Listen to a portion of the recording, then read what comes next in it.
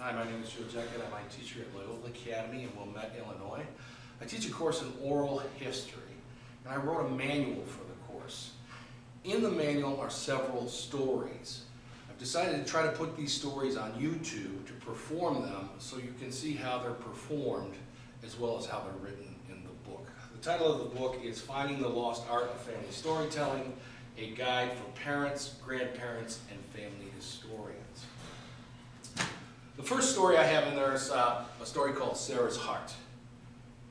I'd like to tell that now. 5-year-old Sarah was happy. She was excited. She was exhilarated. She was filled with joy because her grandmother had just bought her a brand new doll. Oh, she loved it so much. She took it into the living room of the house and she had it sit upright on the sofa. She brought it to the piano and she took its hands and made it play the piano. She was just filled with joy. She sat down in her grandmother's chair, and on the table right next to the chair was this wool-like heart. She said, "Oh, this is the most beautiful heart." And she took the heart and she put it on the shoulders of her new doll, and it fit perfectly. "This will make the perfect shawl for my doll." Well, her mother told her, "Hey, Sarah, it's a sunny day. I want you to go outside and play while I talk to your grandmother." And so she went to the front porch, and from the front porch she went to the back stoop, and from the back stoop she went to the park down the street. And she played, and she took her doll everywhere, and it was time to go home, so her mother called her.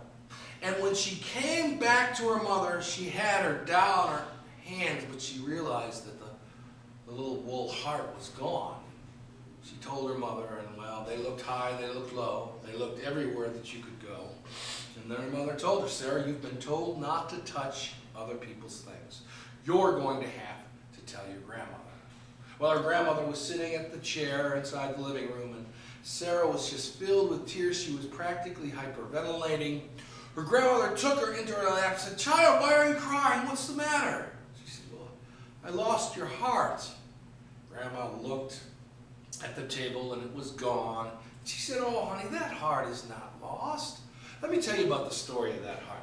The day I was born, your grandfather, your great-grandfather, my father, he went out and he bought the biggest blanket he could find. It was a wondrous blanket. It had the sun on it, it had the moon, it had all these colors, and it had the stars.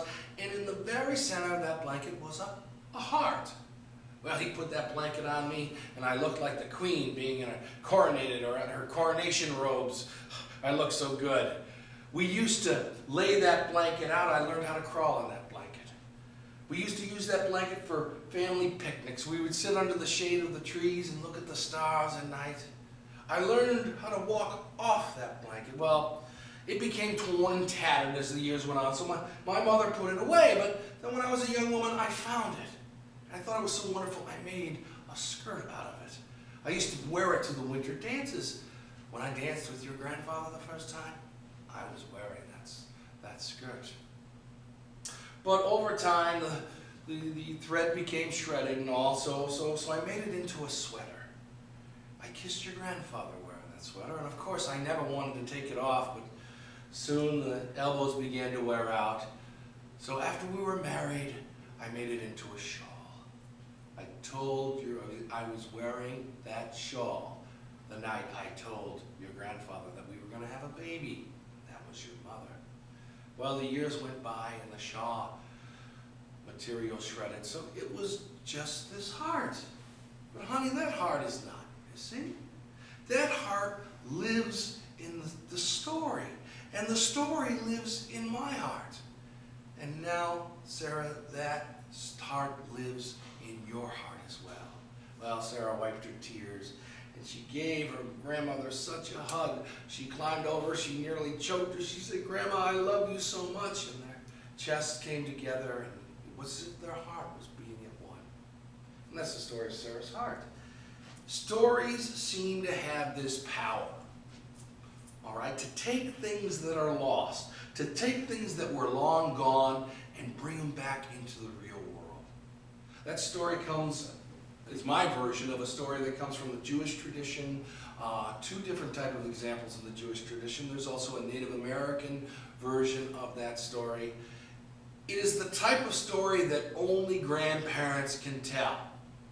All right? If you look at the story very closely, you'll see how Grandma takes time and she brings it closer and closer into the present moment. And that is the things that stories really do, is they bring us into the authentic present moment of an experience. You go see a great movie, oh, I gotta see that movie again. All right? That's a catharsis. It's not the same as the power of story. Okay? Now I want to share with you a story that shows you how simple it is to create a story. This is called The Scholar. Once there was a scholar. He was brilliant. Philosophy, grammar, phonetics. But he needed to cross a river. So he went to the river's edge and he hired a boatsman.